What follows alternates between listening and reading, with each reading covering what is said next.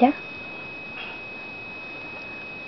Hola, yo soy Chisoles y hago este video para agradecer a los 3.344 personas que le dieron like a mi imagen, que la última vez que lo chequeé ya se habían convertido en 3.383.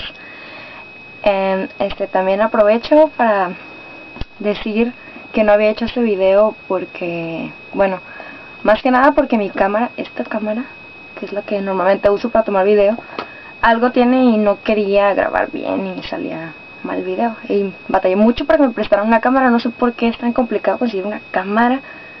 Son muy comunes, digo.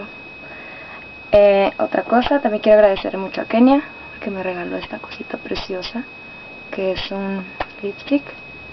Me lo trajo del DF hace mucho, pero no lo había presumido en ninguna parte, porque está hermoso. Y ya por último, de mis presunciones, fui ayer a Daiso y me compré estos dos más para mi celular. Y espero que quede divino, no lo veo por aquí, así que no se los voy a enseñar. Y quiero agradecer de nuevo por lo de los likes para Concomics. Espero que nos veamos y nos divirtamos mucho allá. Y pues en especial quiero agradecer a Grupo Yumei y a Mike Stonem, que estuvieron compartiendo el link. También a todos los chicos de Orion Fest, a Nika, Claudio, Kenia, etcétera, etcétera.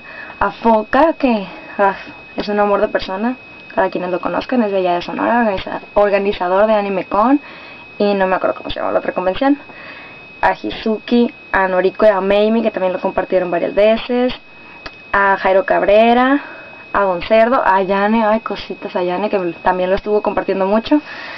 Y ya por último a Juno y a Vainilla, que fueron yo creo que las que más me ayudaron, pero quien sí fue el apoyo de mi vida, que yo creo que me voy a casar con esa mujer, es a Canela. Mil gracias, Canela, no sé qué te puedo regalar para agradecértelo, y pues a ver cómo te lo pago. Y nos estamos viendo, y muchas gracias a los 3.344 que me ayudaron a ganar, y ahora a los 3.383 personas que les ha gustado mi foto. Nos vemos.